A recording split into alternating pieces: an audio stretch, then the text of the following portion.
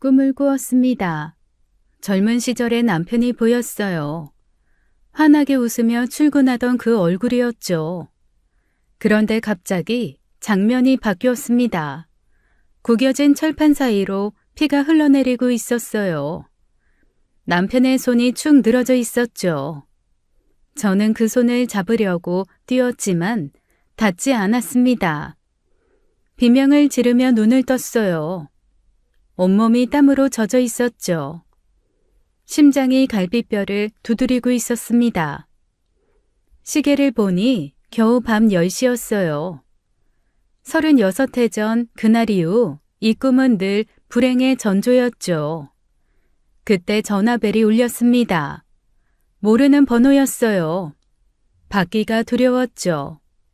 박재현 환자 보호자분 되시죠? 지금 바로 병원으로 와주셔야 합니다. 네? 병원이요? 무슨 병원이요? 아들이 왜 병원에 있어요? 여행 갔는데. 자세한 건 오셔서 설명드릴게요. 일단 최대한 빨리 와주세요. 전화가 끊어졌습니다.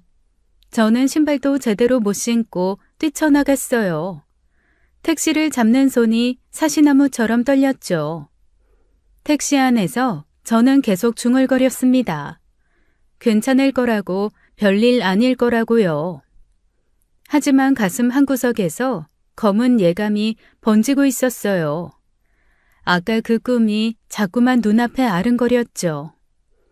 응급실에 도착하니 의료진이 저를 기다리고 있었습니다. 보호자분이시죠? 일단 앉으시고 제 말씀 들으세요. 아드님 되시는 분이 온천에서 의식을 잃은 채 발견됐습니다. 익사 직전 상태였고 현장에서 심폐소생술을 시행했어요. 의식을 잃었다고요? 익사요? 그게 무슨 소리예요? 멀쩡한 사람이 왜 물에 빠져요? 현장에서 발견이 조금만 늦었어도 위험했습니다. 지금은 인공호흡기에 의존하고 있는 상태예요. 산소 공급이 일정 시간 중단돼서 대뇌 손상 가능성을 배제할 수 없습니다. 대뇌 손상. 그 네 글자에 무릎이 꺾였어요. 바닥에 주저앉고 말았죠. 살려주세요. 제발 우리 아들 살려주세요. 제 하나밖에 없는 자식이에요. 제가 뭐든 할게요. 제발요. 저는 의사의 가운을 붙잡고 매달렸습니다. 체면 같은 건 생각할 겨를이 없었어요. 유리창 너머로 아들이 보였죠. 온몸에 관이 꽂힌 채 누워 있었습니다. 기계가 대신 숨을 쉬어주고 있었어요. 어제까지 웃으며 여행 간다던 아이였죠. 저는 이해할 수가 없었습니다. 대체 하룻밤 사이에 무슨 일이 일어난 건지를요. 중환자실 유리창 앞에서 저는 아들이 처음 태어났을 때가 떠올랐습니다. 남편이 떠나고 한 달 뒤 저는 홀로 분만실에 누워 있었죠. 옆에서 손잡아줄 사람 하나 없었습니다. 천장만 보며 이를 악물었어요. 아이 아버지는 차가운 땅속에 있었죠.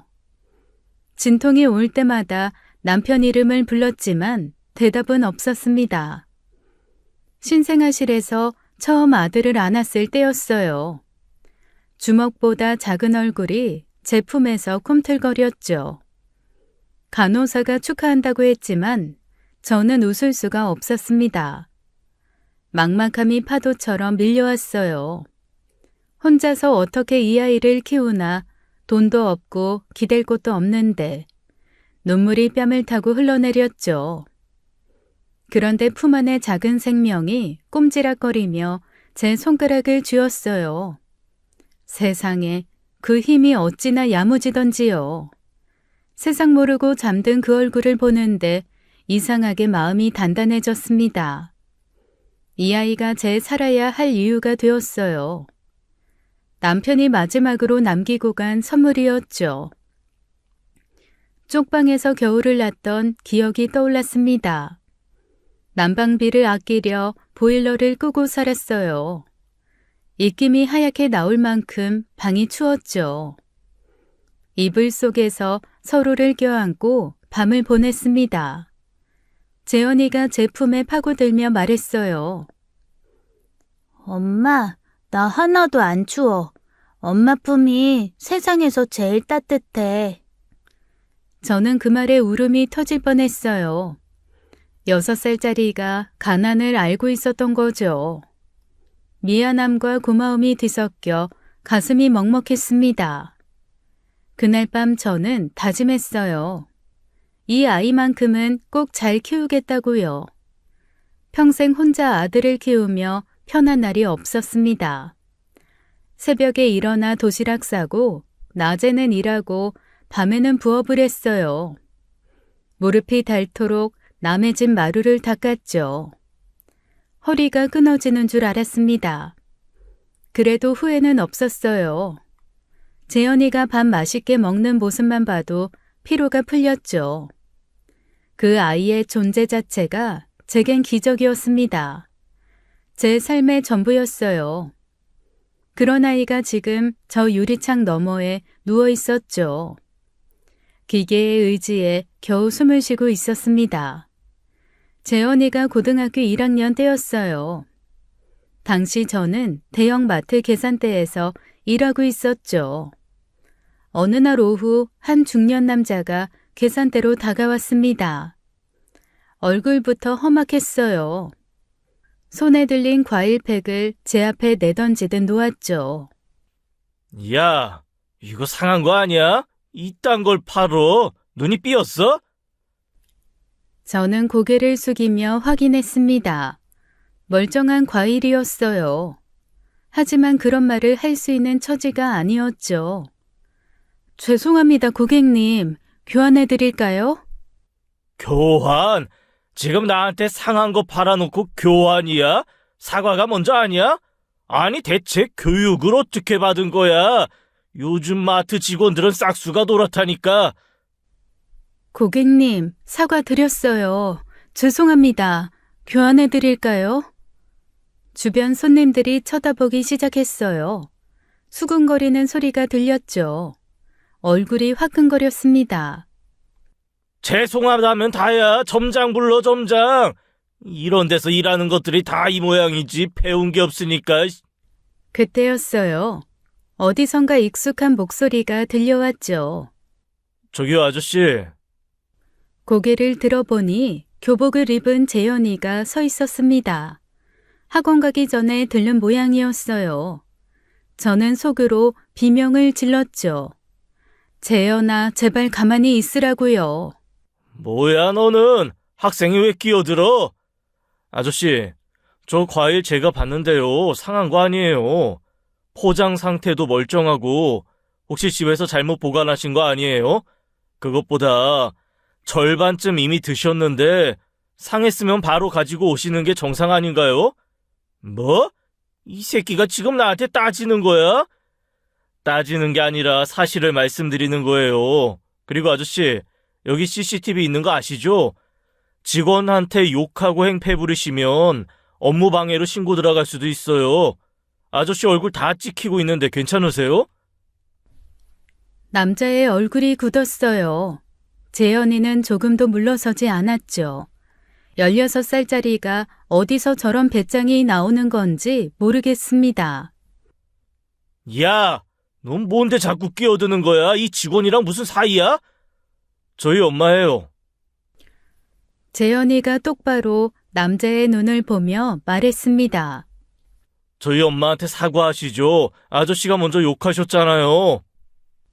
남자는 입을 벙긋거리다가 아무 말도 못하고 자리를 떠났어요. 주변에 있던 다른 고객들이 아들에게 박수를 쳐주었죠. 재현이가 제게 다가와 작게 웃었습니다. 엄마, 괜찮아?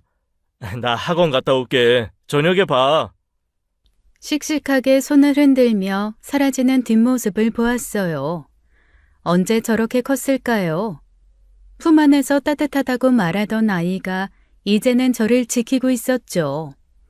그날 저는 처음으로 느꼈습니다. 이 아이가 저를 지켜주는 존재가 되고 있다는 것을요. 재현이는 34살에 결혼했어요. 또래보다 한참 늦은 나이였죠. 가진 것 없이 시작한 탓이었습니다. 대학도 장학금 받아가며 다녔고 졸업 후에도 빚부터 갚느라 힘들었어요. 저는 아들에게 해준 게 없어 늘 미안했죠. 집 한 칸 마련해 주지 못한 엄마였습니다. 재현이가 처음 며느리를 데려온 날이 떠올랐어요. 저는 아침부터 집안을 닦고 또 닦았죠. 좁은 집이 창피했습니다. 초인종이 울리자 심장이 쿵쾅거렸어요. 문을 여니 재현이 옆에 단정한 여자가 서 있었죠. 수진이라는 이름의 아가씨였습니다. 어머니, 안녕하세요. 재현 씨한테 얘기 많이 들었어요. 혼자서 재현 씨 키우시느라 정말 고생 많으셨다고요. 이렇게 뵙게 돼서 정말 반가워요. 허리를 깊이 숙여 인사하는 모습이 참 바르더라고요. 저는 어쩔 줄 몰라 손을 내저었어요. 아이고, 어서 와요. 집이 좁아서 미안해요. 앉을 때도 마땅치 않은데. 아니에요, 어머니. 집이 정말 아늑해요. 재현 씨가 왜 집에 가면 마음이 편하다고 했는지 알겠어요. 빈말이라도 고마웠습니다. 수진이는 제가 내온 과일을 맛있게 먹으며 연신 칭찬을 했어요. 어머니, 이 귤 정말 달아요. 어디서 사신 거예요? 저희 엄마도 알려드리고 싶은데. 엄마가 과일 고르는 눈이 있어. 마트에서 오래 일하셔서 그런가? 정말요? 저는 맨날 골라도 실패하는데. 어머니, 나중에 비법 좀 알려주세요. 비법은 무슨, 그냥 만져보면 알아요. 묵직하고 껍질 탱탱한 거 고르면 돼요. 역시 연륜이 있으셔야 해요. 저는 언제 그런 감이 생기려나. 저는 속으로 안도했어요. 좋은 사람을 만났구나. 재현이가 고생 끝에 복을 받았구나.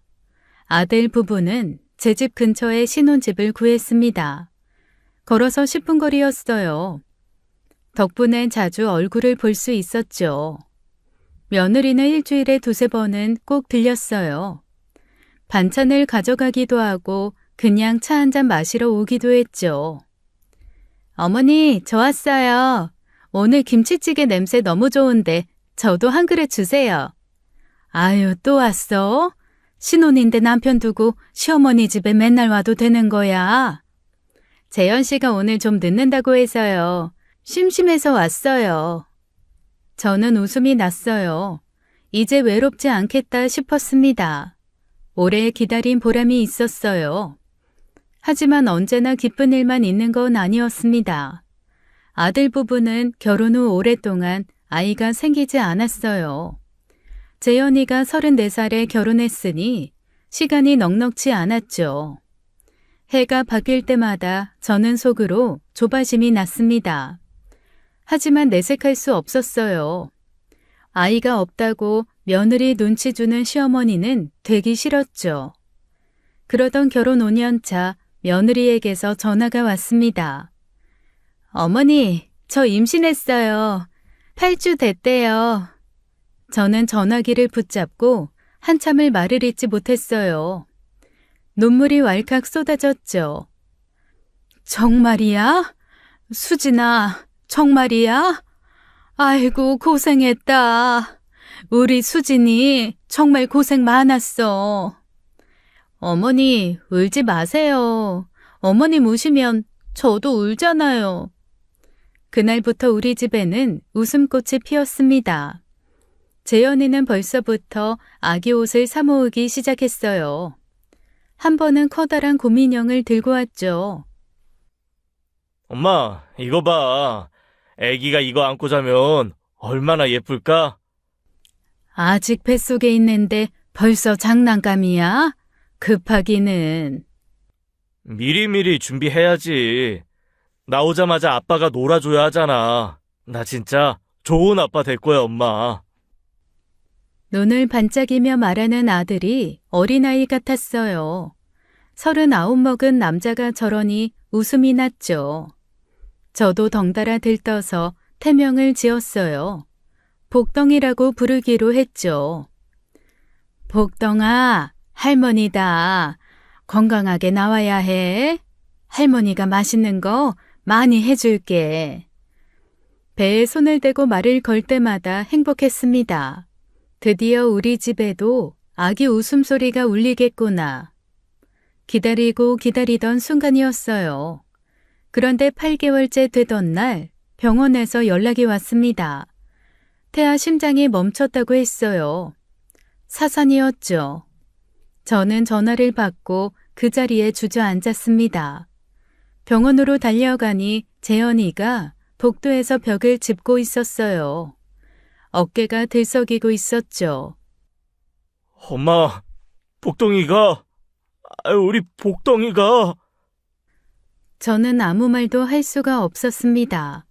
아들을 안아줄 수밖에 없었어요. 며느리는 며칠 뒤에 퇴원했죠. 아들 부부의 집에는 침묵만 흘렀습니다. 사모았던 아기 옷들이 그대로 쌓여 있었어요. 그 곰인형도 구석에 처박혀 있었죠.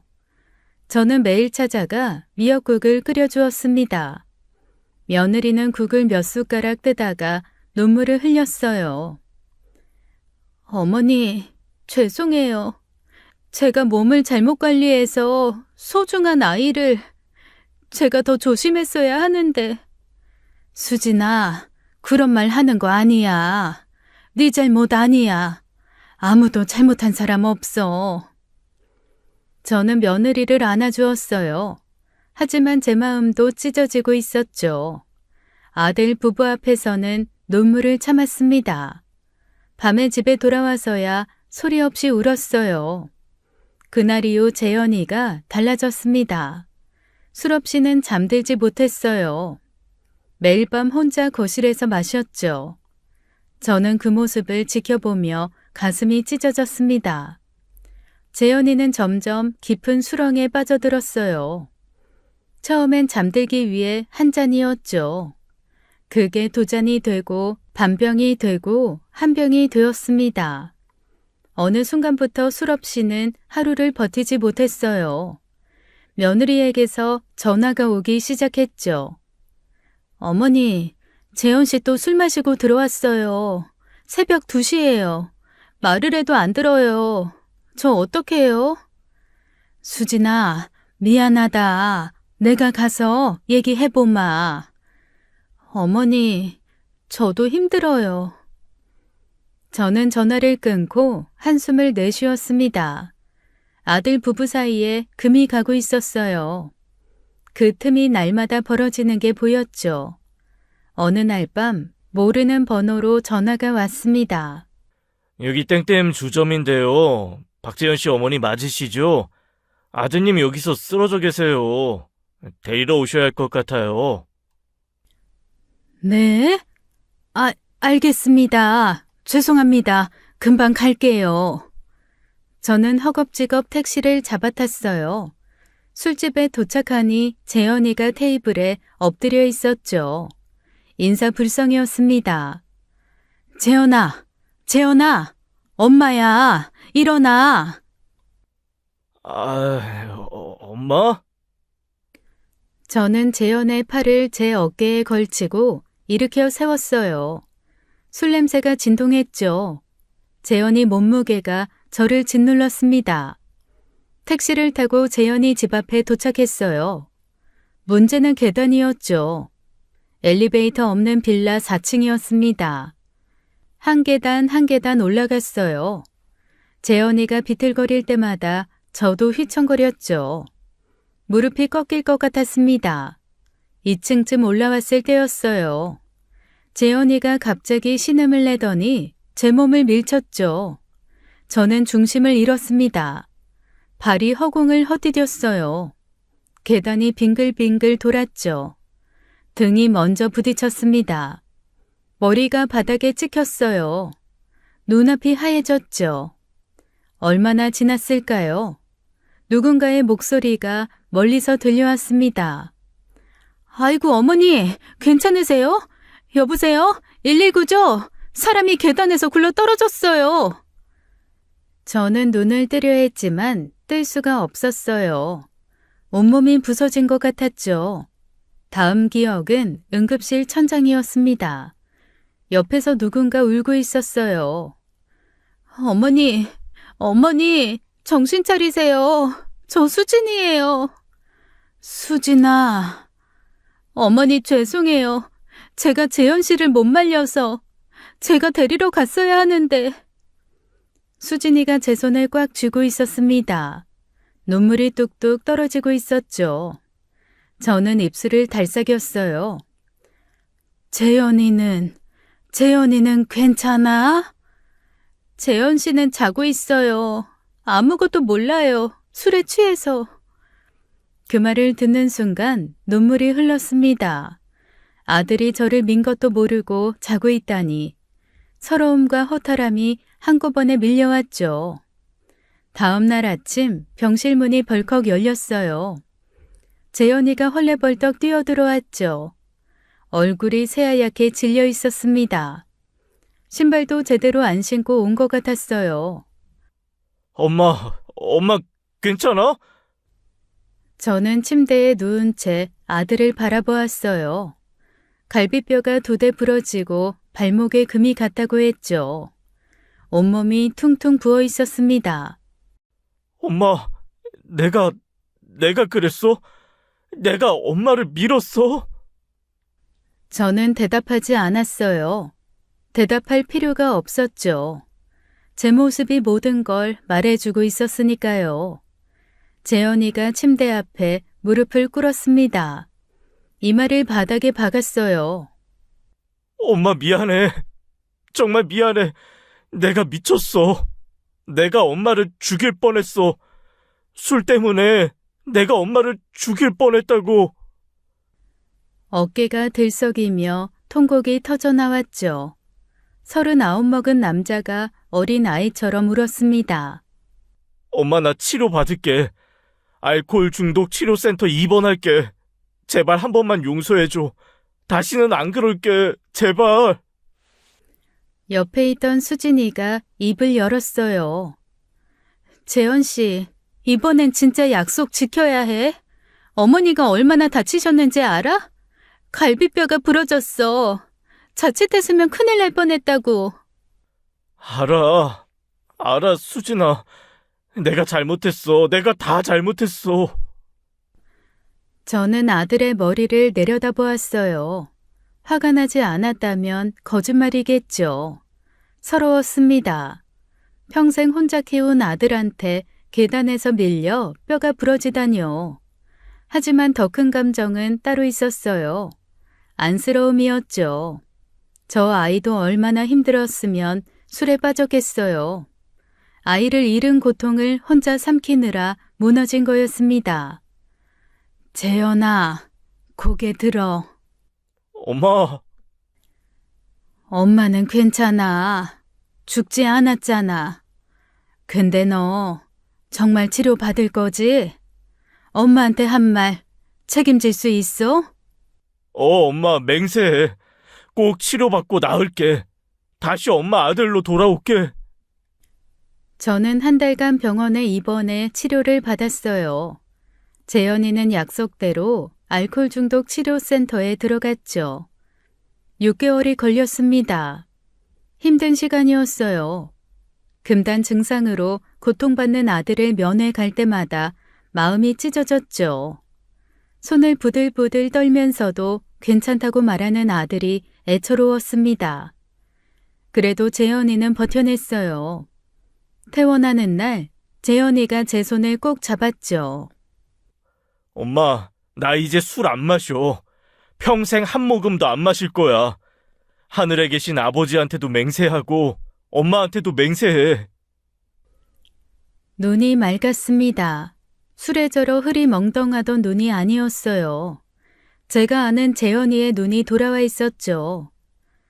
그래, 믿는다. 우리 아들 믿어. 저는 아들을 품에 안았습니다. 이제 다 지나갔다고 생각했어요. 그렇게 3년이 흘렀죠. 평화로운 3년이었습니다. 그날 아침은 유난히 햇살이 좋았어요. 아들 부부가 여행 가방을 들고 찾아왔죠. 결혼 기념일을 맞아 온천으로 여행을 간다고 했습니다. 며칠 전부터 수진이가 저를 데려가고 싶어 했어요. 어머니 무릎에도 온천이 좋다며 함께 가자고 했죠. 저는 결혼 기념일에 시어머니가 끼면 눈치 없는 거라며 거절했습니다. 떠나는 날 아침 수진이가 마지막으로 한 번 더 물었어요. 어머니, 정말 안 가세요? 지금이라도 짐 싸면 되는데 방도 넓은 걸로 잡았거든요. 됐어. 부부끼리 오붓하게 다녀와. 나는 집에서 쉴게. 며느리가 아쉬운 표정을 지었어요. 그럼 다음엔 꼭 같이 가요. 해외로요. 어머니 모시고 일본 온천 가고 싶었거든요. 제가 효도여행 시켜드릴게요. 일본? 거긴 비행기 타야 하잖아. 나 같은 늙은이가 무슨. 어머니가 무슨 늙은이예요. 저보다 정정하신데. 꼭 약속이에요, 어머니. 저는 웃으며 고개를 끄덕였습니다. 그런데 재현이가 신경 쓰였어요. 수진이와 달리 표정이 어두웠죠. 무언가 골똘히 생각하는 얼굴이었습니다. 수진이가 화장실에 간 사이 저는 슬쩍 물어보았어요. 재현아, 너 무슨 일 있어? 표정이 왜 그래? 아니야. 엄마, 그냥 요즘 일이 좀 많아서 피곤해서 그래. 무슨 일이 있어? 힘든 거 있으면 말해. 아니야, 진짜 별거 아니야. 걱정 마. 재현이가 억지로 웃어 보였어요. 하지만 그 웃음이 눈까지 닿지 않았죠. 뭔가 숨기는 게 있는 것 같았습니다. 저는 더 캐묻지 않았어요. 다 큰 자식 일에 간섭하고 싶지 않았죠. 여행 다녀오면 기분이 풀리겠거니 생각했습니다. 그래, 다녀와서 푹 쉬어. 무리하지 말고. 엄마, 다녀올게. 재현이가 문을 나서며 고개를 돌렸어요. 무슨 말을 하려는 것 같았죠. 입술이 달싹거렸습니다. 하지만 결국 그냥 손만 흔들고 떠났어요. 그게 멀쩡한 아들의 마지막 모습이 될 줄은 몰랐죠. 저녁을 먹고 일찍 잠자리에 들었습니다. 그리고 그 꿈을 꾸었어요. 남편이 피투성이로 누워있던 그 꿈을요. 전화벨이 울렸습니다. 병원이었어요. 박재원 환자 보호자분이시죠? 지금 바로 병원으로 와주세요. 전화기를 든 채 그 자리에 주저앉았습니다. 다리에 힘이 풀렸어요. 제발 꿈이길 빌었죠. 36해 전 그 악몽이 다시 시작되고 있었습니다. 중환자실 유리창 앞에 섰습니다. 재현이가 보였어요. 온몸에 관이 꽂힌 채 누워 있었죠. 기계가 대신 숨을 쉬어주고 있었어요. 규칙적인 기계음만이 아들이 살아있다는 증거였죠. 저는 유리창에 손을 대었어요. 차가웠습니다. 재현아, 엄마야, 엄마 왔어. 대답이 없었어요. 아침만 해도 손 흔들며 떠나던 아이였죠. 억지로 웃던 그 얼굴이 떠올랐습니다. 그때 뭔가 이상하다고 느꼈으면서 왜 붙잡지 않았을까요? 후회가 가슴을 쥐어뜯었어요. 복도 의자에 수진이가 앉아 있었죠. 두 손으로 얼굴을 감싼 채 어깨를 떨고 있었습니다. 저는 수진이 옆에 앉았어요. 수진아, 어머니, 죄송해요. 제가 더 빨리 발견했어야 했는데 저 혼자 방에서 쉬고 있었어요. 재현 씨가 노천탕 간다고 해서 그냥 보냈거든요. 제가 같이 갔어야 했는데. 수진이가 고개를 들었어요. 눈이 퉁퉁 부어 있었죠. 제가 이상하다고 느꼈을 때 바로 갔어야 했어요. 너무 오래 걸렸어요. 다 제 잘못이에요, 어머니. 수진아, 네 탓 아니야. 누가 이런 일을 예상하겠어. 네가 발견해서 살린 거야. 네가 아니었으면 재현이 못 살렸어. 저는 며느리의 어깨를 잡았어요. 가늘게 떨리고 있었죠. 저도 울고 싶었습니다. 하지만 며느리 앞에서 무너지면 안 됐어요. 눈물을 삼키며 며느리를 품에 안았죠. 괜찮아. 재현이 깨어날 거야. 우리 재현이 강한 애야. 그러니까 너무 자책하지 마. 그때 의료진이 다가왔습니다. 보호자분, 현재 환자분 상태 말씀드릴게요. 심폐소생술 후 의식을 회복하지 못하고 있습니다. 산소 공급이 중단된 시간이 있어서 뇌 손상 정도를 정확히 알 수가 없어요. 그럼 어떻게 해야 하는 거예요? 수술을 하면 되는 거예요? 지금으로선 지켜보는 수밖에 없습니다. 며칠 내로 의식이 돌아올 수도 있고 아닐 수도 있어요. 솔직히 말씀드리면 예후를 장담하기 어렵습니다. 예후를 장담할 수 없다. 그 말에 다리 힘이 풀렸어요. 벽을 짚지 않았으면 쓰러졌을 겁니다. 얼마 뒤 경찰이 다가왔습니다. 젊은 형사였어요. 조심스러운 눈빛으로 저를 바라보았죠. 보호자분이시죠? 사고 경위에 대해 말씀드릴 게 있습니다. 네, 말씀하세요. 대체 무슨 일이 있었던 거예요? 환자분이 발견된 노천탕 옆에서 술병이 발견됐습니다. 소주병 한 병이요. 음주탕에서 의식을 잃은 것으로 보고 있습니다.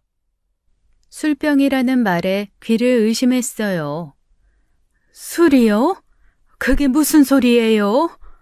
그때 수진이가 벌떡 일어났습니다. 아니에요. 재현 씨는 술 안 마셔요. 3년 동안 한 모금도 안 마셨다고요. 수진이 목소리가 복도에 울렸어요. 눈물이 뺨을 타고 흘러내렸죠. 저희 남편 알코올 중독 치료받고 완치됐어요. 그 뒤로 절대 술 안 마셨어요. 제가 매일 같이 사는데 몰랐겠어요? 회식 자리에서도 무조건 음료수만 마셨다고요. 진정하시고요. 현장에서 발견된 사실입니다. 형사님, 우리 아들 3년 전에 저한테 맹세했어요. 평생 술 안 마신다고요. 그 맹세 어길 아이가 아니에요. 저도 수진이 옆에 섰습니다. 목소리가 떨렸지만 또박또박 말했어요. CCTV는 확인하셨어요? 영상에 뭐가 찍혀 있는지 보셨냐고요. 그 노천탕을 직접 비추는 CCTV는 없습니다. 사각지대예요. 사각지대요? 그럼 우리 아들이 술 마셨다는 증거가 뭐예요? 그냥 술병 하나 있었다고 우리 아들이 마신 거라고 단정 짓는 거예요? 술병에서 지문 채취해서 확인할 예정입니다. 일단은 정황상 음주 후 사고로 보고 있습니다. 정황이라는 말이 가슴에 못처럼 박혔어요. 저 같이 있었어요. 재현 씨가 노천탕 간다고 했을 때 술 마신다는 말 한마디도 안 했어요. 술 냄새도 안 났고요. 제가 못 봤을 리가 없다고요. 아내분 모르게 드셨을 가능성도 있습니다. 알코올 중독 이력이 있으시니까요. 수진이의 얼굴이 일그러졌어요. 지금 뭐라고 하신 거예요? 제 남편이 저 몰래 술을 마셨다고요? 말도 안 돼요. 저는 수진이 팔을 잡았습니다. 흥분하면 안 됐어요. 하지만 저도 속이 부글부글 끓었죠. 형사님, 저는 그 말 믿지 못하겠어요. 우리 아들이 술을 마셨을 리가 없어요. 다른 가능성은 안 보시는 거예요? 조사 결과 나오면 다시 연락드리겠습니다. 경찰이 돌아간 뒤 저는 유리창 너머 재현이를 바라보았어요. 뭔가 잘못됐다는 직감이 들었죠. 이건 단순한 사고가 아니었습니다. 재현이는 저한테 맹세했어요. 하늘에 계신 아버지한테도 맹세했죠. 그 맹세를 어겼을 리가 없었습니다. 며칠 뒤 경찰에게서 연락이 왔습니다. 술병에서 환자분 지문이 검출됐습니다.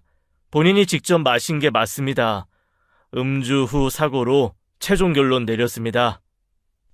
저는 전화기를 붙잡은 채 한참을 말하지 못했어요. 그럴 리가 없어요. 다시 조사해 주세요. 어머니 마음은 이해합니다만 증거가 그렇게 나왔습니다. 더 이상 수사할 내용이 없습니다. 전화가 끊어졌어요. 저는 그 결론을 받아들일 수가 없었습니다. 재현이가 술을 마셨다고요? 저한테 맹세까지 한 아이가요? 말도 안 됐어요. 저는 직접 온천 리조트를 찾아갔습니다. 프런트 데스크에서 직원을 붙잡았어요. CCTV 영상 보여주세요. 제 아들이 사고 당한 날 영상이요. 죄송합니다, 고객님. 경찰에서 이미 확인하셨고요. 개인에게는 보여드릴 수 없습니다. 개인정보 보호 문제가 있어서요. 제 아들이 지금 중환자실에 있어요. 언제 깨어날지 모른다고요. 제발 좀 보여주세요. 정말 죄송합니다. 저희도 규정이 있어서요. 저는 포기하지 않았습니다. CCTV 관리실이 어디냐고 물었죠. 직원이 말해주지 않아서 리조트 곳곳을 헤맸어요. 2시간을 돌아다닌 끝에 관리실을 찾았습니다. 문을 두드리니 중년의 남자가 나왔어요. 경계하는 눈빛이었죠. 누구세요? 여기 직원의 출입 금지입니다. 저 며칠 전에 여기서 사고당한 환자 어머니예요. 아, 그 손님. 이 경찰에서 이미 영상 가져갔는데요. 저도 보고 싶어요. 제발요. 그건 좀 규정상 어렵습니다. 저는 그 자리에 무릎을 꿇었습니다. 제 아들이요. 지금 식물인간이에요. 깨어날 수 있을지 없을지도 몰라요. 평생 혼자 키운 아들이에요. 남편 죽고 그 아이 하나 바라보고 살았어요. 그 아이한테 무슨 일이 있었는지 알고 싶어요. 제발 도와주세요. 눈물이 쏟아졌어요. 자존심 같은 건 이미 버렸습니다. 아들을 위해서라면 뭐든 할 수 있었죠. 관리자의 표정이 흔들렸어요. 한참을 망설이더니 한숨을 내쉬었습니다. 잠깐만요. 사본 하나 만들어 드릴게요. 대신 저한테 받으신 거 아무한테도 말씀하시면 안 돼요. 감사합니다. 정말 감사합니다. 저는 USB를 받아들고 집으로 돌아왔어요. 컴퓨터 앞에 앉아 밤새 영상을 돌려보았죠. 그런데 문제가 있었습니다. 사고가 난 노천탕을 직접 비추는 카메라가 없었어요. 경찰 말대로 사각지대였죠. 있는 거라곤 노천탕 주변 복도와 입구 영상뿐이었습니다. 저는 눈을 비비며 영상을 반복해서 돌렸어요. 하지만 수상한 점을 찾아낼 수가 없었죠. 새벽이 밝아올 때까지 화면을 노려보았지만 허탕이었습니다. 그 뒤로 저는 병원에서 살다시피 했어요. 밤에는 로비 의자에 앉아 노트북으로 CCTV 영상을 돌려보았어요. 눈이 빠지도록 화면을 노려보다가 어느 순간 고개가 꺾이며 잠이 들었죠. 선잠을 자다 깨면 다시 영상을 돌렸습니다. 낮에는 중환자실 앞을 지켰어요. 유리창 너머로 아들을 바라보며 하루를 보냈죠. 며느리가 걱정스러운 눈으로 저를 바라보았습니다. 어머니, 제발 집에 좀 가세요. 며칠째 여기 계시잖아요. 이러다 어머니가 쓰러지세요. 괜찮아. 나는 괜찮아. 제가 재현 씨 볼게요. 뭔가 달라지면 바로 연락드릴게요. 어머니 건강도 중요해요. 수진아, 고맙지만 나 못 가. 재현이 곁에 있어야 해. 눈 떴을 때 엄마가 없으면 어떡해. 저는 아들 곁을 떠날 수가 없었어요. 떠나면 영영 못 볼 것 같은 불안이 가슴을 짓눌렀죠. 며칠이 더 흘렀습니다. 그날도 로비 의자에 앉아 영상을 보고 있었어요. 그런데 낯선 남자가 제 앞에 섰습니다. 30대 중반쯤 돼 보였죠. 양복을 입고 있었어요. 실례합니다. 박재현 씨 어머니 되시죠? 네, 누구세요? 저 흥신소에서 나왔습니다. 흥신소라는 말에 저는 당황했어요. 흥신소요? 무슨 일이세요? 저는 흥신소에 연락한 적이 없는데요. 어머님이 아니고요. 아드님이 저희한테 조사를 의뢰하셨습니다. 사고 나시기 전에요. 재현이가요? 무슨 조사를요? 조사 내용은 봉투 안에 다 있습니다. 원래 의뢰인한테 직접 전달해야 하는데 지금 상황이 이러시니까 어머님께 드리려고요. 저는 멍하니 남자를 바라보았어요. 재현이가 흥신소에 뭔가를 의뢰했다고요? 대체 무슨 조사를 한 걸까요? 그런데 잔금이 좀 남아 있습니다. 500만 원이요. 결제해 주시면 서류 드릴게요. 500만 원이요? 조사 비용입니다. 아드님이 착수금만 내시고 잔금은 결과물 받을 때 주시기로 했거든요. 저는 사기라 의심할 겨를이 없었어요. 재현이가 의뢰한 거라면 중요한 내용일 거라고 생각했죠. 떨리는 손으로 휴대폰을 꺼내 이체를 했습니다. 남자가 서류 봉투를 건넸어요. 확인해 보세요. 저는 봉투를 받아들었습니다. 손이 떨렸어요. 봉투를 열고 안에 든 사진들을 꺼냈죠. 심장이 멎는 줄 알았습니다. 사진 속에는 수진이가 있었어요. 낯선 남자와 함께였죠. 두 사람이 손을 잡고 걷는 모습이 있었습니다. 모텔로 들어가는 장면도 있었어요. 나오는 장면도 찍혀 있었죠. 외도였습니다. 사진을 든 손이 부들부들 떨렸어요. 눈앞이 캄캄해졌죠. 재현이가 이걸 알고 있었던 거였습니다. 여행 떠나기 전 어두웠던 그 표정이 떠올랐어요. 저는 사진을 다시 들여다보았습니다. 수진이 옆에 있는 남자의 얼굴을 자세히 살폈어요. 30대 후반쯤 돼 보였죠. 단정한 헤어스타일에 각진 턱선이었습니다. 어딘가 낯익은 느낌이 들었어요. 어디서 봤을까요? 기억을 더듬었습니다. 분명히 본 적이 있는 얼굴이었죠. 그 순간 등골이 서늘해졌습니다. 저는 허겁지겁 노트북을 열었어요. CCTV 영상을 다시 틀었죠. 처음부터 한 프레임씩 천천히 확인했습니다. 손이 떨렸어요. 제발 내 예감이 틀리길 빌었죠. 로비 영상, 복도 영상, 식당 영상. 하나하나 눈을 부릅뜨고 살폈습니다.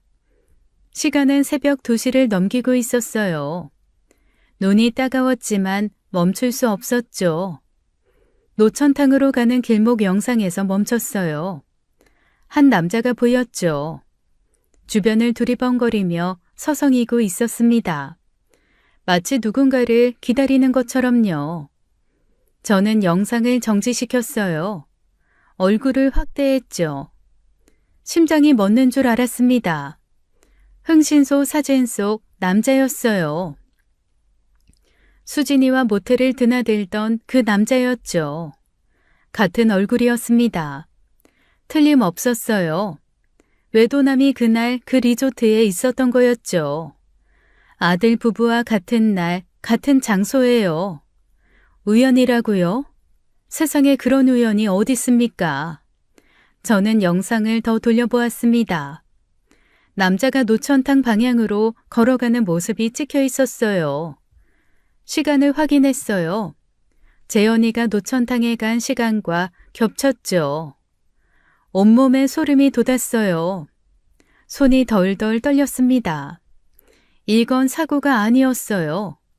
재현이가 왜 술을 마셨겠어요? 3년간 한 모금도 안 마신 아이가 갑자기 술을 마셨다고요? 말이 안 됐습니다. 처음부터 이상했어요. 저 남자가 한 짓이었죠. 수진이와 바람을 피우다가 들킬 위기에 처하니까 재현이를 없애려고 한 거였어요. 재현이가 흥신소에 조사를 맡긴 걸 어떻게든 알아낸 거겠죠. 여행 일정까지 알아내서 따라온 거였습니다. 그리고 아들을 죽이려고 한 거였어요. 술병은 저 남자가 가져간 거였죠. 재현이 지문을 묻히는 건 어렵지 않았을 거예요. 의식 잃은 사람 손에 술병을 쥐어주면 그만이니까요. 저는 사진과 영상을 번갈아 보았습니다. 같은 얼굴이었죠. 의심의 여지가 없었어요. 분노가 치밀었습니다. 이 손으로 저 남자 목을 조르고 싶었어요. 하지만 지금은 참아야 했어요. 증거를 더 모아야 했습니다. 제가 가진 건 심증뿐이 없었으니까요.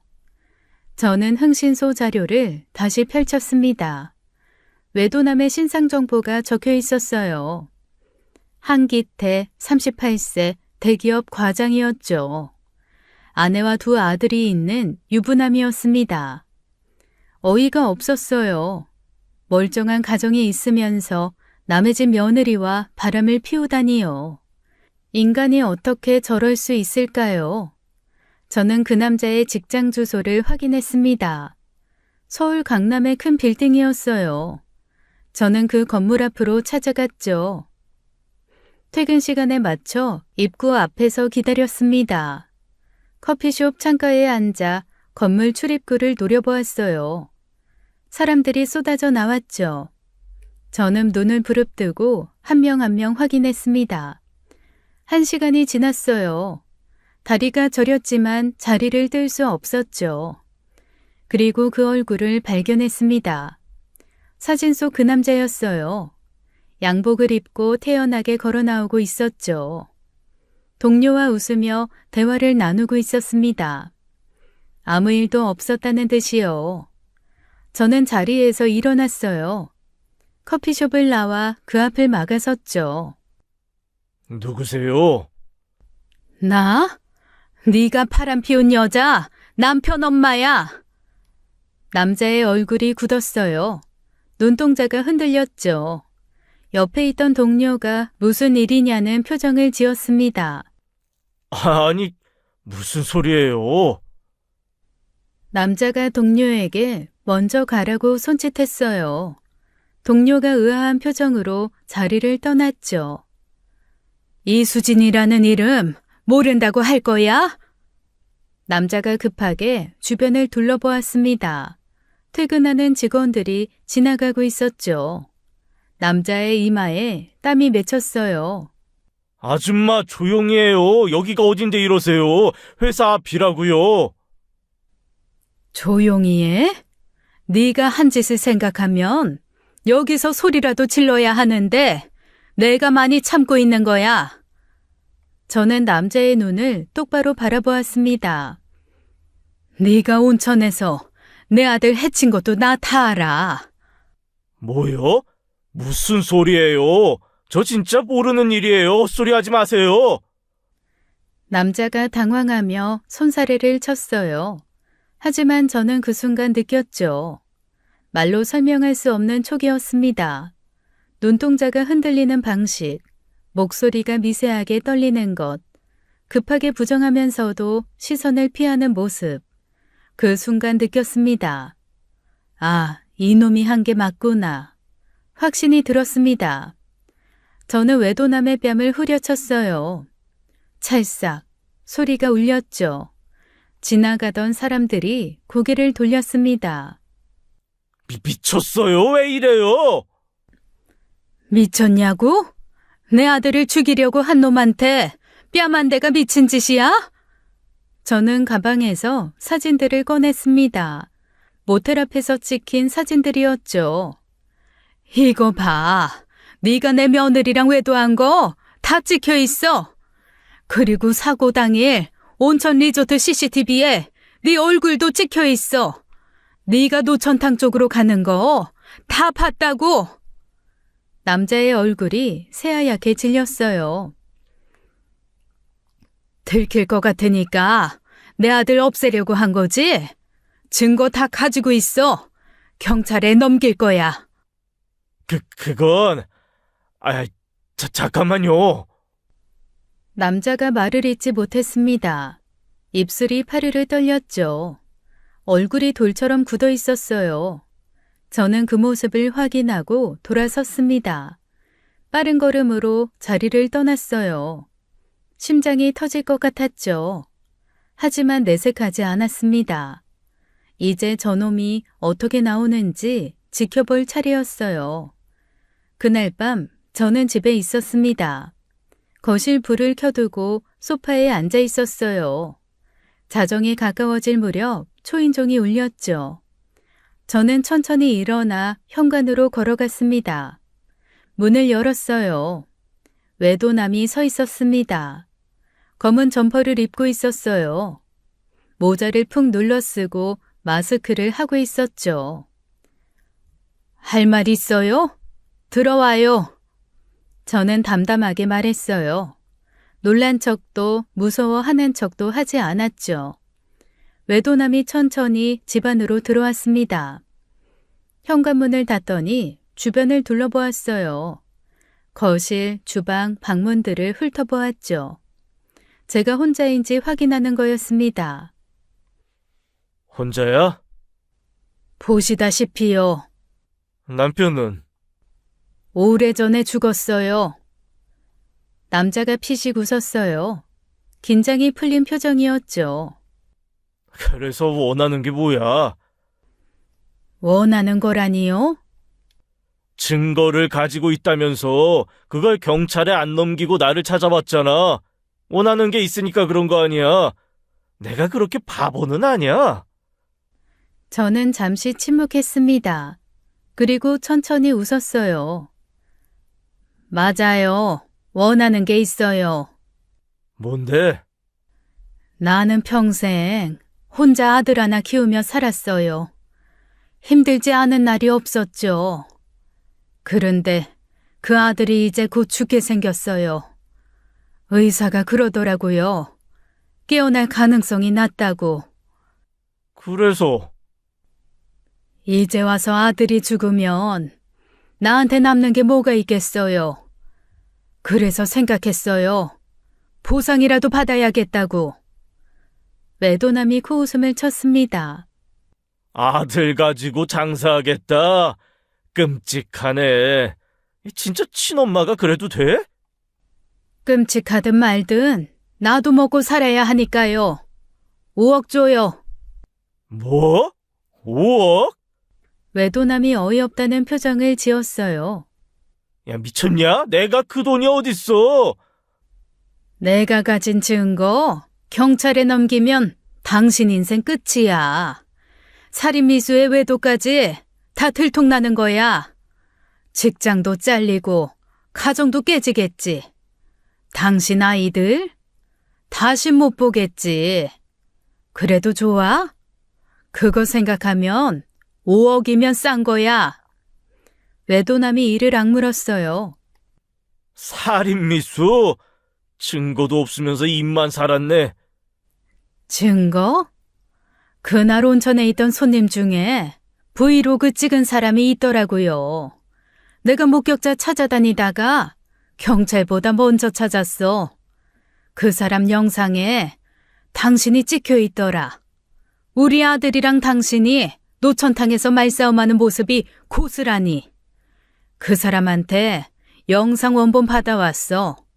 아니 정확히는 사왔지. 그러니까 넌 나한테 돈을 줘야 한다고. 그게 무슨 구라치네. 거짓말한다고? 너도 뭔가 무서우니까 여기까지 찾아온 거 아니야? 내가 집 위치도 알려주지 않았는데 어떻게 찾아온 거 보면 너도 지금 무척 급한 거 아니냐? 우리 시간 낭비하지 말고 네가 내 아들 죽이려고 한 거 맞잖아. 그냥 인정하고 5억 내놓고 깔끔하게 끝내. 외도남이 신경질적으로 웃었죠. 외도남이 이를 악물었습니다. 그딴 영상 가지고 뭘 할 수 있다고? 많이 할 수 있지. 경찰이 재수사 들어가면 당신 끝이야. 지금이야 사고로 종결했지만 내가 가진 증거 보여주면 재수사 들어가겠지. 아니야? 그러니까 솔직하게 말해. 내 아들 물에 밀어넣고 술병에 재현이 지문 붙인 거지? 그래, 내가 그랬다. 내가 그 새끼 죽여버리려고 했어. 그래서 어쩔 건데? 5억? 돈 주면 진짜 끝이야? 원본 맞아? 사보는 내가 아줌마를 어떻게 믿어? 내가 내 아들 돈으로 팔고 있는 천벌받을 짓을 하는데 거짓말을 하고 있는 것 같니? 굳이 뭐하러? 돈이나 내놔. 그때 외도남이 저를 노려보았어요. 그래, 당신 같은 개쓰레기 엄마도 없긴 하지. 근데 증거 어디 있어? 여기에 잘 보관하고 있어. 그 말에 외도남이 웃기 시작했습니다. 처음엔 피식거리더니 점점 크게 웃었죠. 야, 아줌마. 근데 내가 왜 돈을 줘야 하지? 증거가 이 집에 있고 아줌마 혼자잖아. 안 그래? 그 순간 저는 뒤로 물러섰습니다. 외도남 눈빛이 변했어요. 외도남이 저를 밀쳤죠. 저는 바닥에 넘어졌어요. 그놈이 다가와 제 멱살을 잡았습니다. 멍청한 년. 혼자 사는 집에 증거 있다고 불러? 돈에 미쳤구나. 진짜 돈이 그렇게 좋아? 주먹이 날아왔어요. 뺨이 터지는 것 같았습니다. 입안에 피가 고였죠. 어디 있어? 증거 빨리 말해. 말 안 해? 그놈이 한참을 저를 때리기 시작했습니다. 주먹이 한 대 한 대 날아올 때마다 숨을 쉬기도 어려웠어요. 서랍! 외도남이 주방으로 가더니 빨랫줄을 들고 왔어요. 제 손을 들어 묶었습니다. 손목이 쓸려 아팠지만 소리를 지르지 않았죠. 가만히 있어. 증거 찾고 나면 어떻게 할지 생각해 볼게. 외도남이 서랍장을 뒤지기 시작했습니다. 옷가지들이 바닥에 쏟아졌죠. 옷장을 열고 이불장을 뒤지고 신발장까지 뒤집었습니다. 없잖아. 어디 있냐고. 분명 서랍에 넣어뒀는데 어디 뒀더라? 너 지금 장난해, 지금? 외도남이 제 멱살을 다시 잡았어요. 얼굴이 시뻘겋게 달아올라 있었죠. 제대로 말 안 하면 죽여버린다. 원본 영상 어디 있어? 잠깐만. 기억이 안 나서 그래요. 나이가 있으니까 깜빡깜빡해서 제발 때리지 마. 저는 울먹였습니다. 외도남은 화가 머리끝까지 올랐는지 주방 서랍까지 뒤지기 시작했어요. 그릇이 바닥에 떨어져 깨졌죠. 냄비가 굴러갔습니다. 집안이 엉망이 되어가고 있었어요. USB든 SD 카드든 뭐든 있을 거 아니야. 빨리 말해.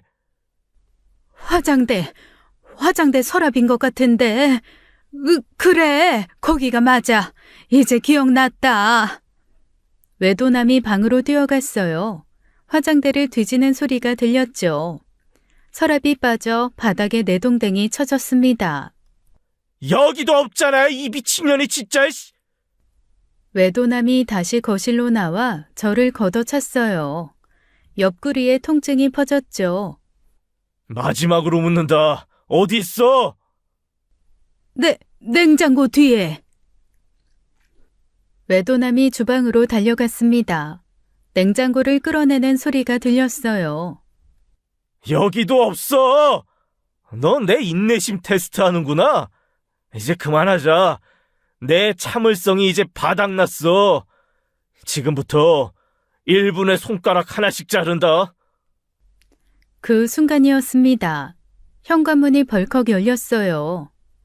경찰이다. 움직이지 마. 경찰 4명이 들이닥쳤죠. 외도남은 미처 반응하지 못했습니다. 바닥에 제압당한 채 수갑이 채워졌어요. 뭐야? 이게 뭐야? 놔! 당신을 주거침입, 강금폭행, 살인 미수 혐의로 체포합니다. 당신은 묵비권을 행사할 수 있고. 외도남이 끌려나가며 저를 돌아보았어요. 그제야 뭔가 깨달은 표정이었죠. 이년이 너 날 속인 거야, 처음부터? 저는 대답하지 않았습니다. 묶인 채로 그 얼굴을 바라보았어요. 경찰이 제 손을 풀어주었죠. 어머니 괜찮으세요? 다치신 데 없으세요? 괜찮아요. 다 들으셨죠? 네, 112 신고 접수 실시간으로 다 들었습니다. 사실 저에게는 확실한 물적 증거가 전혀 없었습니다. 리조트 CCTV에 찍힌 외도남의 모습, 그것뿐이었죠. 목격자가 아들과 외도남 다툼을 영상으로 찍었다는 것도 사실 전부 거짓말이었습니다. 그런 건 애초에 없었어요. 만약 그런 영상이 정말 있었다면 그 사람이 진작 경찰에 신고했겠죠. 전부 제가 지어낸 이야기였어요. 저는 심증만으로 도박을 한 거였습니다. 외도남이 반드시 찾아올 거라고 확신했어요. 증거를 뺏으러 올 수밖에 없다고요. 범죄자는 증거 앞에서 절대 가만히 있지 못하니까요. 그래서 준비했죠. 초인종이 울리고 외도남인 걸 확인한 순간 저는 112에 전화를 걸었습니다. 통화가 연결되자 녹음 버튼을 누르고 휴대폰을 소파 밑에 숨겨두었죠. 외도남이 집을 찾아오기 이전에 애초에 경찰이 바로 들어올 수 있도록 현관 도어락 건전지도 미리 빼두었습니다. 저는 돈을 요구하는 척하며 외도남의 입에서 범행을 끌어냈어요. 자기가 아들을 물속에 밀어 넣었다는 것, 지문을 묻혔다는 것, 전부 저놈이 자기 입으로 말한 거였죠. 112에 연결된 전화기가 그 모든 걸 듣고 있었습니다. 사실 112에서 제 전화를 그냥 끊어버리면 어쩔까 걱정도 됐어요. 그래서 그걸 대비해 제 휴대폰도 녹음을 눌러둔 거예요. 만약 제가 잘못되어도 증거는 남게요. 사실 목숨을 건 도박이었어요. 실패하면 전 죽을 수도 있었습니다. 하지만 상관없었어요. 제 아들을 그 지경으로 만든 놈을 그냥 둘 수는 없었습니다. 저 상간남을 찾아가 그놈 눈을 보았을 때 저는 이미 목숨을 걸겠다는 각오를 했으니까요. 상간남 한기태는 살인미수 혐의로 기소됐습니다. 구속수사가 진행됐어요. 그놈은 철저하게 범행을 부인했죠.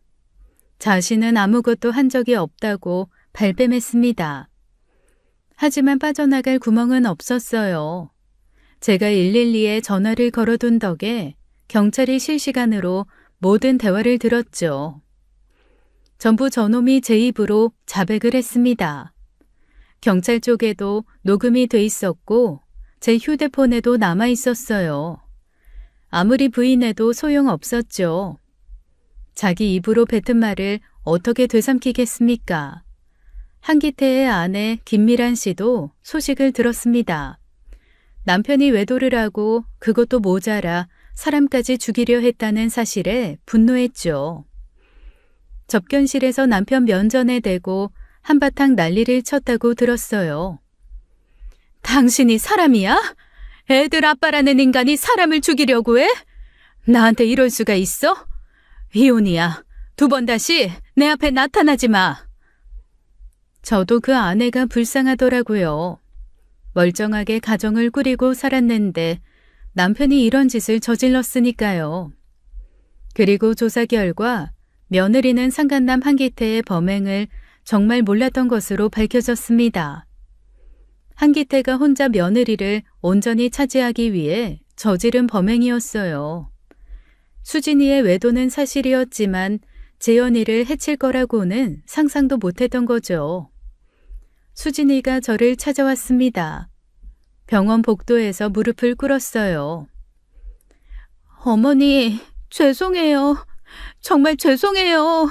제가 바람을 피우지 않았으면 이런 일 없었을 거예요. 다 제 잘못이에요.